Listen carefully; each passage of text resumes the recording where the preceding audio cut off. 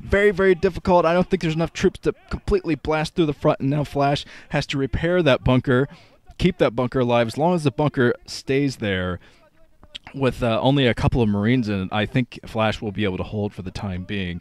He's picking off a hatchery at the 12 o'clock, EffOrt trying to expand.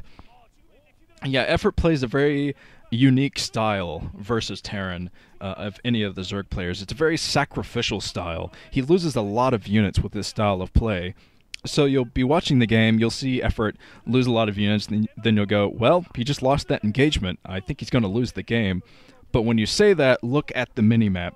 You'll notice that 2 more hatcheries have gone down for EffOrt in the time that he was losing all of those troops. So it's a very sacrificial style, but it's a very macro-focused style. And it usually works. This is a very good style of play to use against Terran because it keeps the Terran busy, keeps them stuck in their bases without being able to move out.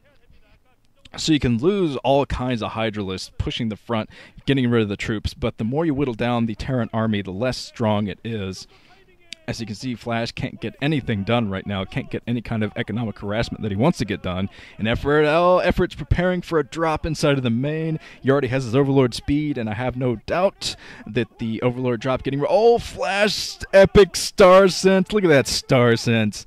Flash is a machine, and even if he didn't scan that, he would have been able to see it with that Vulture anyway. Maybe he should have kept the Vulture out of there, because no... EffOrt's going to go for it anyway. He's pushing his luck, coming in, seeing the engineering bay, pulling back. EffOrt losing an Overlord, but he did not suicide all of his troops into that engagement, so he's just going to drop them all. Oh, this is exciting already. Exciting, exciting, exciting. I can't believe that Flash knew to scan that exact place at that exact moment. That was pretty insane. And now he is switching into tanks and getting a starport up too, so we're probably going to see some drops soon enough. As soon as Flash starts his upgrades, I think he's going to move out, get that third base. He'll get his tanks into position, and then work on the big push. Yeah, I think he's going to do the big push as soon as the third base is up and running. But like I said, EffOrt's sacrificial style of play, very macro-focused, so he's already 2 bases over Flash right now. Doing a very good job of holding Flash back, even though Flash is, wow, playing very, very defensively, turrets all over the place. But okay, Flash, okay, let me see what's going on here. So EffOrt does have his sunken colonies at each of his bases. He has one at the new 12 o'clock base, just prepared for Vulture harassment. He knows Flash, he knows there's going to be some Vulture harassment, and they're sacrificing an Overlord at the front just to get the scout on if the command center is floating, which it was. So that's a lot of scouting information for EffOrt. Flash scanning the new base from EffOrt, one of the new bases anyway, at the mineral only. So he might try to attack that first. He sees there's only one sunken colony there. But if he takes the high ground, he's going to be in a much better position. And there's high ground right next to that expansion.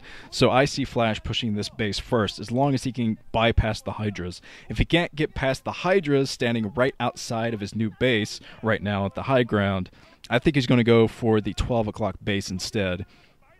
But okay, there are some Vultures coming in, trying to get some harassment. There is a single sunken colony there. One sunken colony actually going to do a lot of good there. A Muta flying in, just trying to get the scout, I think.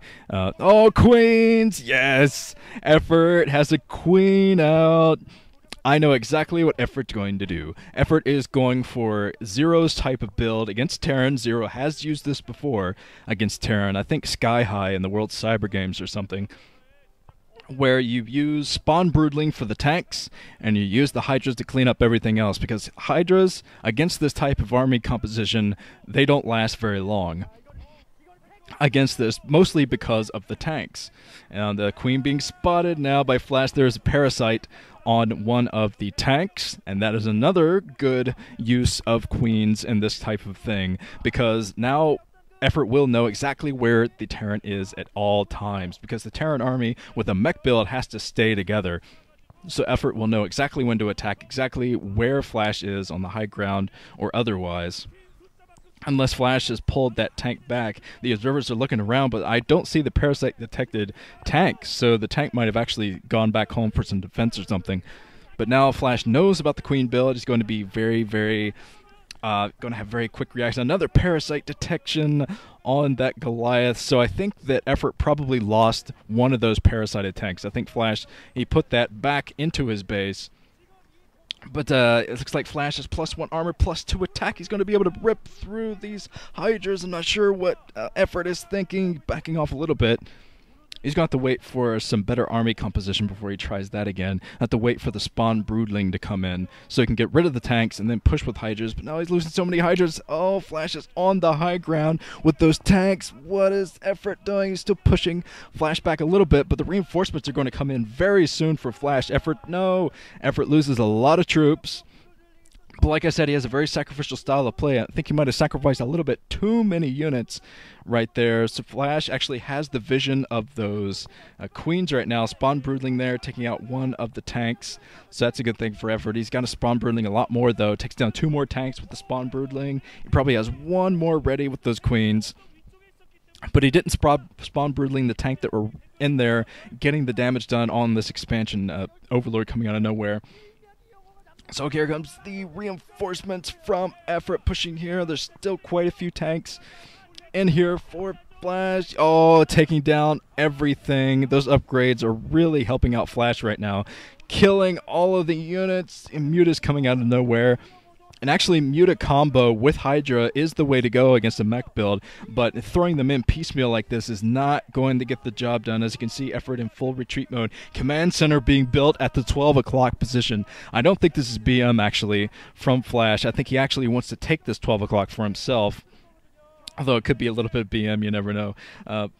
Flash going in there. Queen still a parasite detection of those tanks, but I think this build is starting to fall apart from EffOrt. He just can't group up the amount of troops he needs to fight this off, because mech build can be very, very scary from a Terran player.